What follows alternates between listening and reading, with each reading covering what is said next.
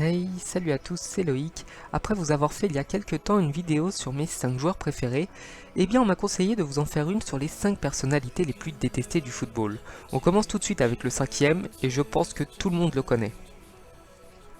Jean-Michel Aulas. Il n'est pas très connu à l'étranger et c'est pour cela qu'il n'est que cinquième, mais nous qui sommes en France pouvons vous affirmer qu'il est une personne détestable. Des matchs truqués, des pénaltys achetés, des tentatives frauduleuses pour grappiller des points ou même des fautes pendant les matchs. Voici un petit peu comment résumer Jean-Michel Aulas. Il n'y a bien que les Lyonnais qui l'aiment, et je peux vous certifier qu'aucun autre en France ne le supporte. À la quatrième place, Diego Costa.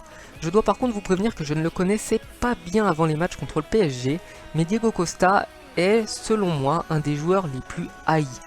Des coups bas, des tentatives de déconcentration, des tacles par derrière qui ne sont même pas sanctionnés. Diego Costa est bel et bien quelqu'un que nous n'aimons pas voir sur les terrains de football, et fort heureusement il n'y en a pas beaucoup des comme lui.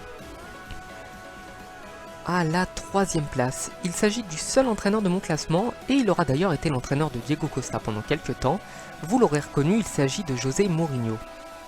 Si José Mourinho est dans mon classement, eh bien c'est pour ses déclarations auprès de la presse qui sont tout simplement agaçantes, mais aussi pour son attitude hautaine et méprisante vis-à-vis de tous ses adversaires. José Mourinho est le seul entraîneur de ce type, et je ne pense pas que le football s'en porte plus mal. À la seconde place, il s'agit d'un joueur portugais évoluant au Real de Madrid. Non, il ne s'agit pas de Cristiano Ronaldo mais plutôt de Pepe. Pepe n'est pas simplement un joueur légèrement énervant ou agressif, il est totalement violent.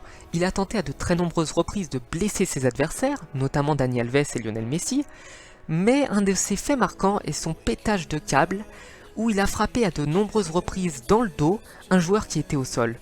Je pense que Pepe est un joueur qu'il aurait fallu bannir définitivement des terrains, car ce genre de voyou donne une très mauvaise image de ce sport.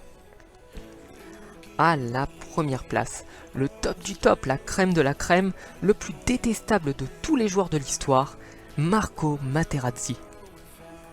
Marco Materazzi est un joueur italien dans le mauvais sens du terme. Il a tenté par tous les stratagèmes tout au long de sa carrière de provoquer ses adversaires pour les faire sortir de leur match, et le fait le plus marquant est cette finale de Coupe du Monde 2006. Nous avons tous les images en tête, mais il a notamment insulté la sœur et la mère de Zinedine Zidane pour l'énerver. Il a malheureusement réussi, puisque l'Italie a gagné la Coupe du Monde et que Zinedine Zidane a pris un carton rouge.